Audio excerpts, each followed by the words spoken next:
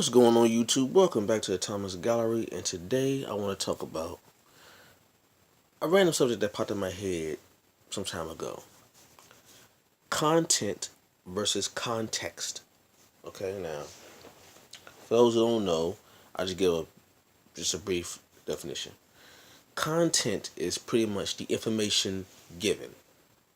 Okay, simply the information or the words or the subject matter given. Simple as that. The context is the way in which the information was used or said. Okay, I'll give an example. If somebody were to say, something like when someone gives like a quote, like when someone says, Malcolm X said, "By any means necessary." Okay, we all know that famous quote from Malcolm X, "By any means necessary." Okay, that's content. However, because it is a quote, that means that there was something said before and after that statement. And the context comes in when you want to get all the information of why he said that and what he said afterwards to give that particular quote meaning. So it's one thing to say, well, Malcolm X said, "By any means necessary." Yes, we know he said that. That's the content. That's what he said. The context comes into play when he says, okay, well, why did he say "by any means necessary"? What did he say before "by any means necessary"? What did he say after "by any means necessary"? You see that? The content versus the context. What's being said, how it's being used. Okay? And this is kind of like that nature versus nurture debate where people go, well, what's more important? Is it nature or is it nurture?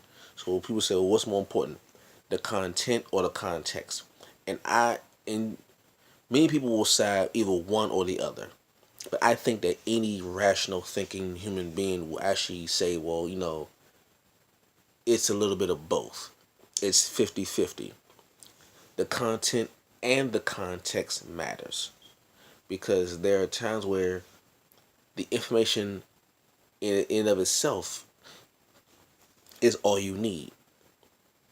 The information, just simply the words, the content is all you need. There are sometimes you don't have to go any deeper than that. It's all you need.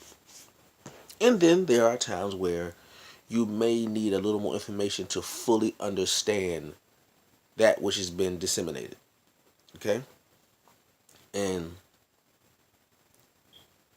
like I said, anyone who's really thinking clearly will say, well, no, to get the full information, to get the full essence of what that person is trying to give off, you would need both content and context. You can't have one without the other.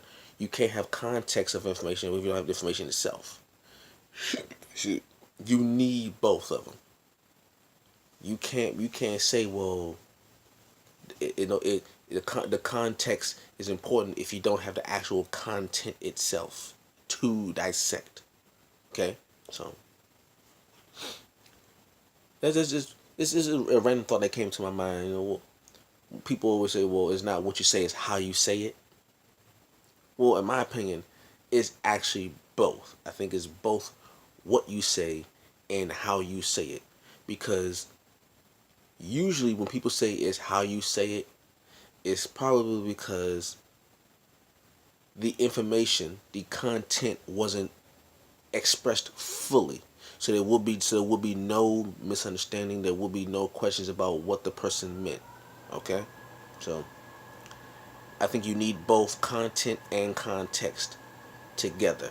Yes, it is best to fully explain yourself the first time so there wouldn't be so many questions. But people will still have questions. People will still misinterpret sometimes. People will still want to know, well, how did you come about this particular information? What did you mean You know, people still do that, which is fine. So I think you need both content and context. So that's just my little random thought about it. You know, check. Let me know what you think about it. Do you think it's only the content, or is it only the context? Or do you too think it's both? Let me know. All right. Catch you all later. Peace.